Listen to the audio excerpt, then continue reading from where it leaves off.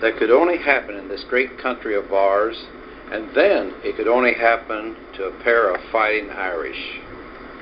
Now this story begins in 1938, well, that was the year that Jim Dolan and I finally made it through Limerick Elementary School. At the same time, Ronnie and Donnie Dill were escaping from Flint Elementary School, and Harold and Juanita were already a part of the Worthington school system. We all came together for the first time. Now, each of us have highlights and memories of our high school days. The most important thing to me was football. I participated in 36 football games, yet I can't recall a single score, or whether we won or we lost. But the thing I do remember is when we would go to play another school, and we could put the entire football team and half the band in one school bus, and before it ever pulled out of the parking lot, you'd hear a melodious voice doing, "Old Man River, that old man river," and Harold would sing all the way to the other school. And if we were fortunate enough to win, well, he would sing all the way back. You know, in those days, there was a saying in Worthington that people were dying to hear Harold Jones sing. For he sang for most of the funerals, weddings, PTA meetings. Well, when anything special was going on, someone would say, "Well, Harold will sing," and he did sing. That went on for years after high school, too. Then in 1957, Harold's big chance came. He was to go to Boston to be on the Boston Pops. Oh, there was a lot of excitement in the Jones family. But you know, before Harold could get his suitcase packed, he was struck down. He was struck down by a rare fungus lung disease. And the doctors said, "Well, Harold, you may never sing again." And for the next year, Harold was confined to the bed.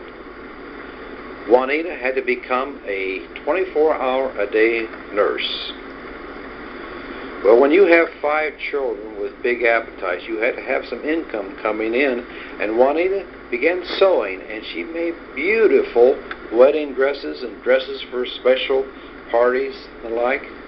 But it seemed no matter how hard she worked or how long she worked, there were just times there was no money in that little teapot that was set on the second shelf behind the stove, or any food in the pantry. And the Joneses would turn to prayer, and soon someone would knock at the door and be someone who Harold had sang for years earlier. Maybe they had a $5 bill or a basket of groceries. There was one time they had no toothpaste in the house, and a quick little prayer went up for toothpaste, and sure enough, someone came with a tube of toothpaste. Well, there was another prayer that they had over and over again. It was if Harold could only get his strength back again, that he could become well, and if some way they could see each of their children receive a college education, something that neither Harold nor Juanita were able to have. Well, if this could come about, well, they would devote their lives to the work of the Lord and Savior. Well, as the year drew to an end, Harold began to get stronger. The doctor said, "Harold, you cannot go back to the foundry job at Jeffrey Manufacturing." And the old football coach, now superintendent of schools, H.C. McCord, came to Harold and said, "Harold, will you help us? Will you be the maintenance engineer for the Wilson Hill School?" And Harold agreed to do so. Now, in keeping with their word to the Lord, Harold became an ordained Methodist minister, and Juanita became a missionary.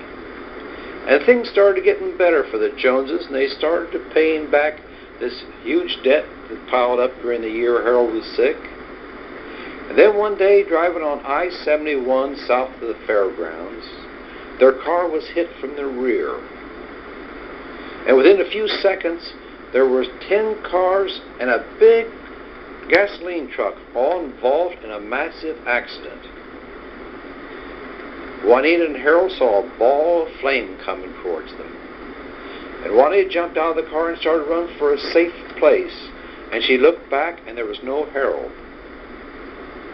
Now risking her own life, she went back to the left side of the car, and the door was jammed shut from the impact of this accident.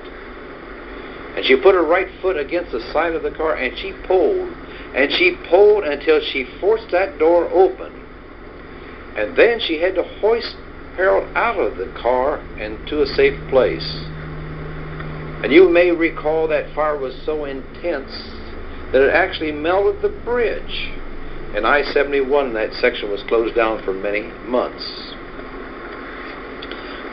Well, Harold sustained a whiplash in that accident, and for the next 10 years, every week he'd have to go to Riverside Hospital for treatment. And it was during this time that these children started getting older and started graduating from Worthington High School.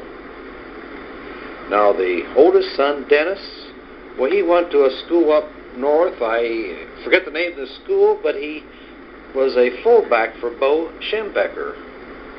And today, Dennis is a full professor in Virginia. And he was a pioneer and a top authority on the use of computer for designing large buildings. Then Paul graduated from Worthington High School. Can you imagine a man who stands so tall would be called Pee-wee in high school? Well, some of you know that Yale University was the first school in the entire United States to give the degree of PhD. But what you may not know is that Yale was the first of the Ivy League colleges to admit a black student, and Paul was that black student. Oh, he excelled on the football field, all right, but you know this good-looking Irishman was a model for Esquire magazines. And his fellow students liked him so well that in the senior year, he was elected president of Yale senior class. And the weekend when it came for graduation, Juanita and Harold were special guests of the president and his wife of Yale University for that weekend. Today, Paul is a corporate attorney and a vice president of Warner Cable. And he is responsible for these multi-million-dollar mergers, and he has to go all over the country and in foreign countries to make these mergers. Well, daughter Barbara, well, she received her education here in Columbus, and today she's married to a PhD doctor in environmental protection. And she's about the biggest contributor to the Joneses' 11 grandchildren. Then daughter Sue, well, she became a medical doctor in Philadelphia. And she, like Juanita, is married to a Methodist minister.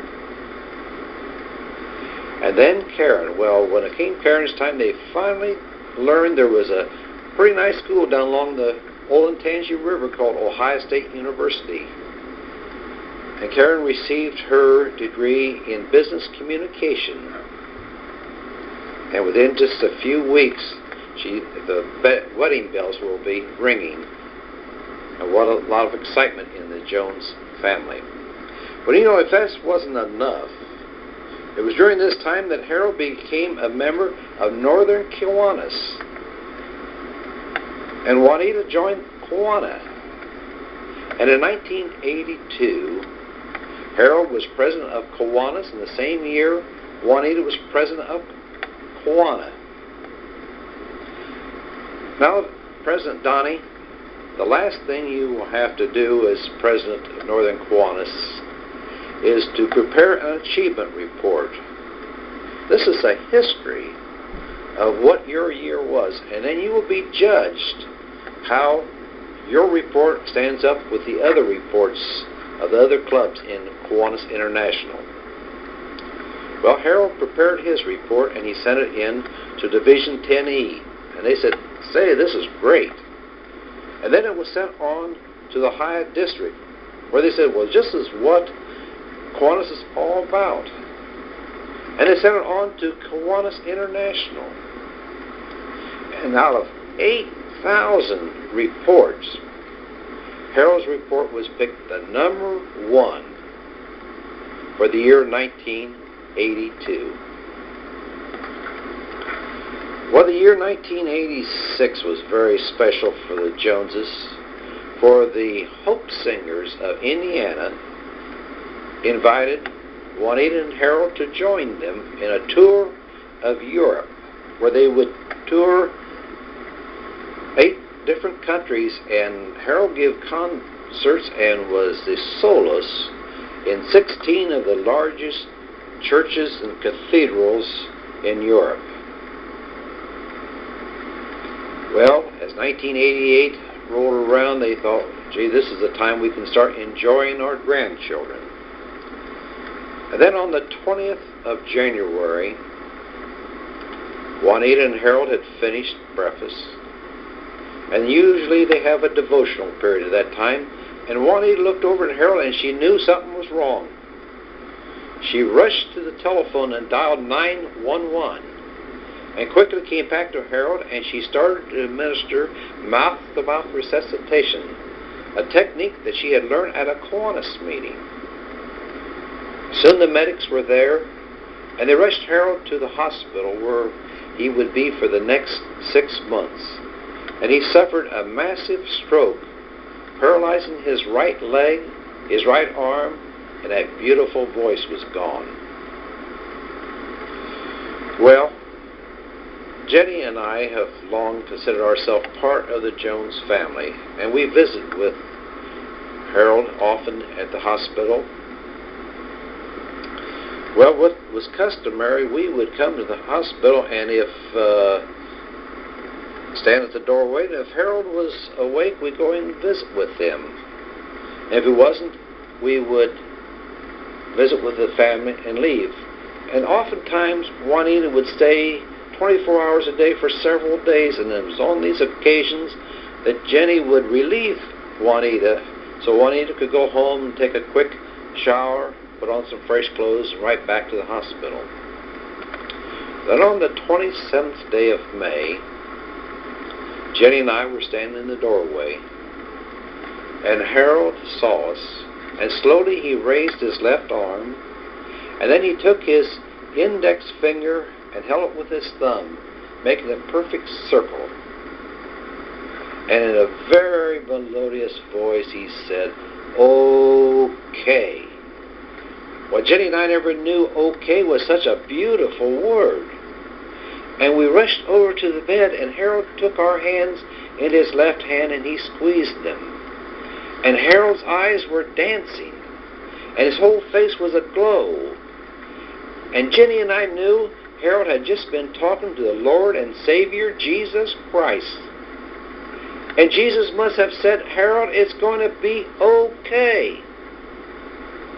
For from that very moment, each time we visit Harold, we could see a remarkable improvement, just as you folks have seen the past 4 months here at Kiwanis. And within 2 months, Harold was to go home. But the doctors said, "Now, Harold, you may be confined to a wheelchair, and you'll have great difficulty communicating." Well, I guess those doctors didn't know they were talking to a couple of fighting Irish. For Harold wanted to stand tall, and you can't stand tall sitting in a wheelchair. And so Harold was equipped with a special brace that goes down inside the right shoe and comes up to the knee. And Harold worked, and he worked, and he worked until he could stand tall. And this is the way you see him coming to Kiwanis meetings. Well, Juanita became not only a nurse Juanita, but she became a teacher Juanita. And she sent and got some special tapes and books that helped Harold in communication. He could hear the Word and read the Word.